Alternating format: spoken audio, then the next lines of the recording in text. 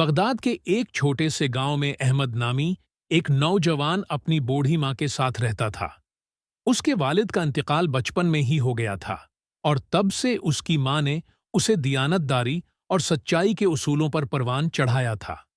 अहमद दिन भर मेहनत मजदूरी करता ताकि माँ की खिदमत कर सके। वो बाजार में कभी बोझ उठाने का काम करता, कभी किसी दुकान पर छोटे मोटे काम कर लेता।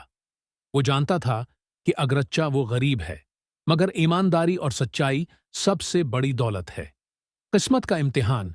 एक दिन अहमद काम के लिए बाजार जा रहा था कि अचानक उसकी नजर रास्ते में पड़ी एक भारी थैली पर पड़ी। जब उसने थैली खोली तो हैरान रह गया। वो सोने के सिक्कों से भरी हुई थी। वो सोचने लगा, ये किसी जरूरतमंद का हो सकता है। अगर मैं उसे रख लूं तो शायद मेरी गरबत खत्म हो जाए, लेकिन यह हराम होगा। ये सोचकर वो सैयदा करीबी मस्जिद गया और इमाम साहब को सारी बात बताई। इमाम साहब ने ऐलान कर दिया, जिस किसी की थैली खोई हो वो आकर अपनी निशानी बताए ताकि उसे वापस दी जा सके। कुछ देर बाद एक बूढ़ा शख्स मस्जिद में आया जिसकी आंखों में आंसू थे।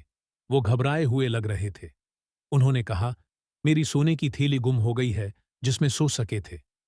अहमद ने जब तादाद चेक की तो वाकई सो सके थे। उसने फौरन थैली बुजुर्ग को दे दी। बूढ़ा शख्स हैरत से अहमद को देखने लगा और कहा, बेटा, तुम जैसे ईमानदार लोग कम मिलते हैं। मैं तुम्हें इनाम में कुछ सके देना चाहता हूं। मगर अहमद ने इनकार कर दिया और कहा, मुझे इनाम नहीं चाहिए। मेरी मां ने सिखाया है कि ईमानदारी ही सबसे बड़ा इनाम है। एक हैरान कुनराज बूढ़े शख्स ने अहमद को गौर से देखा, फिर आहिस्ता से पूछा, बेटा, तुम्हारा नाम क्या है और तुम्हारे वालिद का नाम क्या था? अहमद ने जवाब दिया, मेरा नाम अहमद है और मेरे वालिद फखरालदीन थे, मगर वो कई साल पहले वफात पा चुके हैं। बूढ़े शख्स की आंखें हैरत से फैल गईं। उन्होंने अहमद का हाथ पकड़कर कहा, बेटा, मैं तुम्हारे वालिद का पुराना दोस्त हूं। वो भी तुम्हारी तरह ईमानदार और नेक इंसान थे। ये सुनकर अहमद की आंखों में आंसू आ गए। उसने पूछा, क्या आप मेरे वालिद को जानते थे? बूढ़े शख्स ने इस बात में सिर हिलाया और कहा, तुम्हारे वालिद एक बहादुर और ईमानदार ताजिर थे, मगर एक दिन अचानक वो गायब हो गए और उनके बाद मैंने उनके खानदान के बारे में कुछ नहीं सुना। मुझे नहीं मालूम था कि तुम उनके बेटे हो। ये सुनकर अहमद और ज्यादा हैरान हो गया। वो ताजिर बूढ़ा शख्स बगदाद का एक अमीर तरीन सौदागर था। तकदीर का बदला बूढ़े शख्स ने कहा, अहमद, तुम्हारी ईमानदारी देखकर मुझे खुशी हुई। मैंने जिंदगी भर ईमानदार लोगों को तलाश किया, मगर आज मुझे तुम्हारे अंदर वही खूबियां नजर आएं जो तुम्हारे वालिद में थीं। मैं तुम्हें अपने कारोबार में शामिल करना चाहता हूं। अहमद ने पहले तो इनकार किया, मगर जब उसने अपनी मां से मशूरा किया तो मां ने कहा, बेटा, ये तुम्हारी ईमानदारी का इनाम है।